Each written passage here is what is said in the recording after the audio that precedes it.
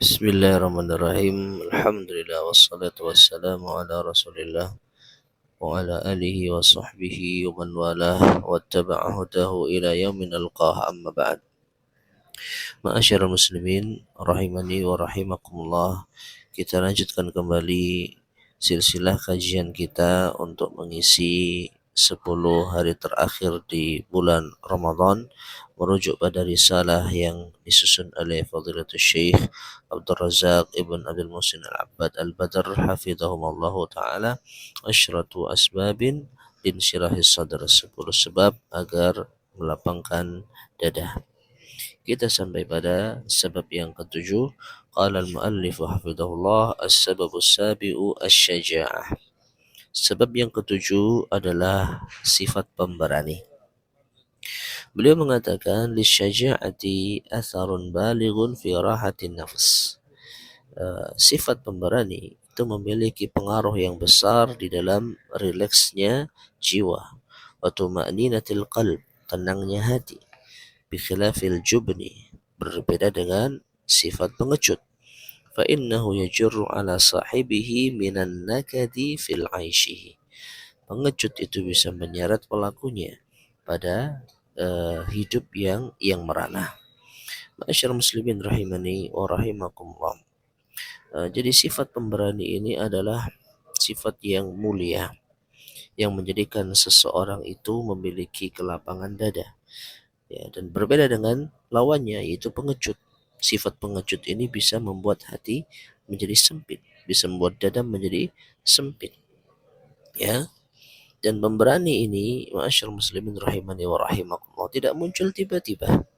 Seseorang memiliki sifat pemberani itu tidak muncul secara tiba-tiba, karena ia adalah muncul dari pengaruh kuatnya iman ya seseorang dan bagaimana ia menjaga hubungan baiknya dengan Allah Subhanahu wa taala. Allah Subhanahu wa taala berfirman di dalam surat Ali Imran ayat 175, "Innama dzalikumus syaitanu yukhawifu awliya'ahu fala takhafuhum wa khafuni in kuntum mu'minin." Yang demikian itu karena syaitan menakut-nakuti wali-walinya, maka janganlah kalian takut kepada mereka, namun takutlah kalian kepadaku jika kalian orang-orang yang beriman. Ya.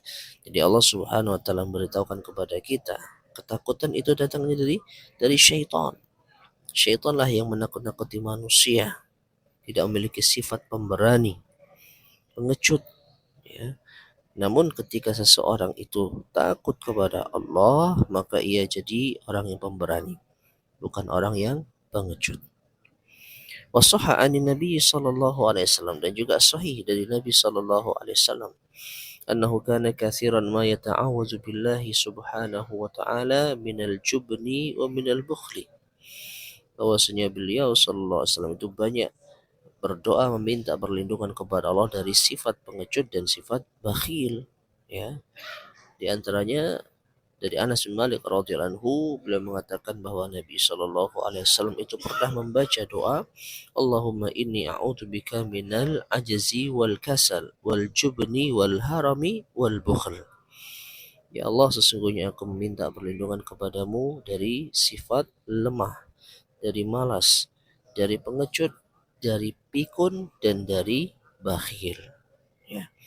Ini adalah sifat-sifat yang tercela yang Nabi Shallallahu Alaihi Wasallam meminta perlindungan kepada Allah agar terhindar darinya.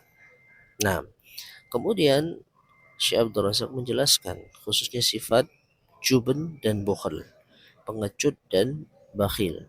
Ya, sifat pengecut lawannya adalah sifat saja'ah, pemberani. Dan ini yang menjadi sebab ketujuh pembahasan kita. Sedangkan al-bukhl, pelit, itu lawannya adalah ihsan, ya, berbuat baik, dan ini sudah kita bahas pada sebab yang keenam. Jadi Nabi SAW secara khusus meminta perlindungan kepada Allah agar dihindarkan dari sifat bakhil dan pengecut. Kata Syekh Abdul Razak Habibullah, lianna hadzainil amraini, karena keduanya, pengecut dan bakhil, idza ijtama'a, kalau sudah ketemu, fil qalbi, di dalam suatu hati, athara alaihi bid-dhiqi wal haraji wal nakadi ta'siran balighan. Maka ini akan berpengaruh kesempitan hati yang luar biasa, akan menjadikan dada itu sempit, hati itu sempit, dan hidup itu menjadi merana. Ta'siran balighan, pengaruh yang sangat besar sekali. Oleh karena itu, masyarakat muslimin rahimani wa rahimakumullah, ketika seseorang memiliki sifat yang pemberani, ia tidak menjadi seorang yang pengecut, maka di situ insya Allah akan menimbulkan kelapangan hati dan kelapangan dada. Wallahu ta'ala alam bissawab. Kemudian kita lanjutkan sebab berikutnya, yaitu sebab yang ke-8 di antara sebab yang bisa menjadikan lapang dada. Qala al-mu'allif hafizahullah, as-sababu tsamin ib'adu adwa'il qulubi wa asqamiha. Sebab yang ke-8 adalah menjauhkan diri dari penyakit-penyakit hati. Berkata al-mu'allif hafizahullah ta'ala, fa adwa'ul qulubi wa asqamuha wa ghawailuha katsiratun. Maka penyakit hati dan perusak-perusak hati itu banyak. Wal qulubu tamradu kama tamradul abdan. Dan hati itu bisa sakit sebagaimana badan dan jasad itu juga bisa sakit. Ma'asyiral muslimin rahimani wa rahimakumullah.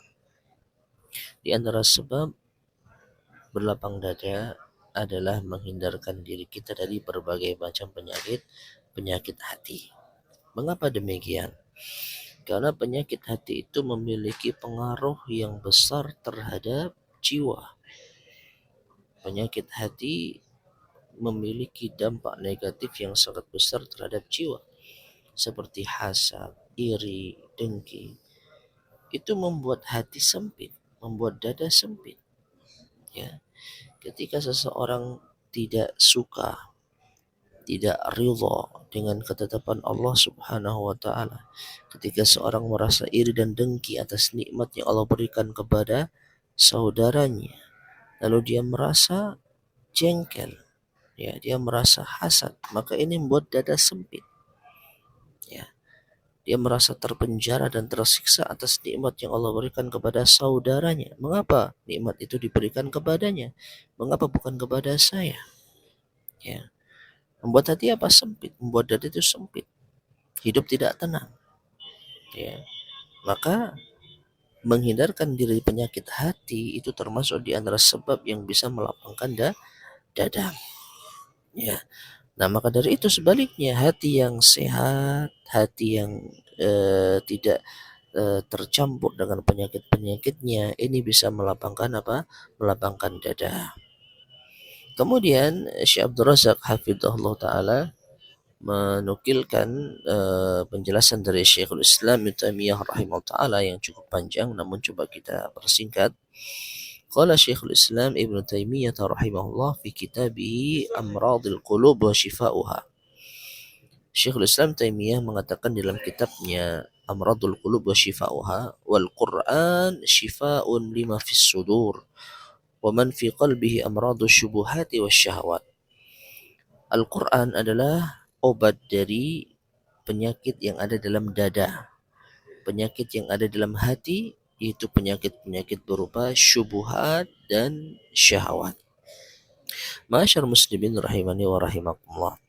Ini mengisyaratkan kepada kita di antara cara kita untuk menjauhkan diri dari berbagai macam penyakit-penyakit hati adalah dengan Al-Quran, yang bisa menghindarkan diri kita dari berbagai macam penyakit-penyakit jiwa yang membuat dada itu sempit adalah Al-Quran.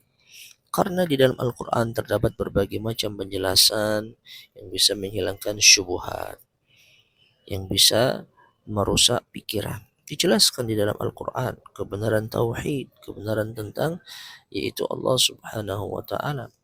Berbagai macam syubhat-syubhat yang ada itu dibantah di dalam Al-Quran. Demikian pula di dalam Al-Quran terdapat hikmah, pelajaran, kisah-kisah inspiratif yang bisa menghidupkan hati. Ya, betapa sering kita ketika membaca kisah-kisah di dalam Al-Quran, hati kita menjadi lapang. Banyak sekali kisah-kisah yang didapatkan, ya, kisah Nabi Yusuf alaihissalam, kisah Nabi Musa alaihissalam, kisah Nabi Ibrahim alaihissalam. Itu kalau kita baca dan kita resapi maknanya, kita ambil belajar, membuat hati tenang, membuat hati apa? Lapang. Ya, maka hati itu masyarakat muslimin rahimani wa rahimakumullah, butuh untuk apa? Butuh untuk dirawat. Karena hati itu seperti jasad, yang mana jasad itu butuh asupan gizi, butuh makanan agar bisa tumbuh dan berkembang dengan baik. Ya, demikian pula dengan apa? Hati.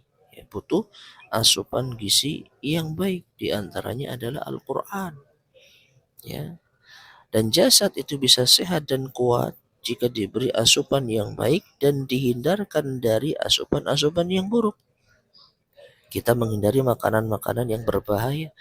Kita menghindari minuman-minuman yang merusak supaya jasad kita tetap sehat. Demikian pula dengan hati. Hati butuh asupan yang baik dan juga butuh dihindarkan dari asupan yang buruk. Asupan yang baik tadi kita contohkan Al-Quran. Ya, dan asupan-asupan yang buruk ya penyakit-penyakit hati tersebut. Ya. Oleh karena itu Syekhul Islam Taimiyah rahimahullah mengatakan wa kadzalikal qalbu, demikian pula dengan hati, la yashku fayanmu wa yatimmu salahuhu.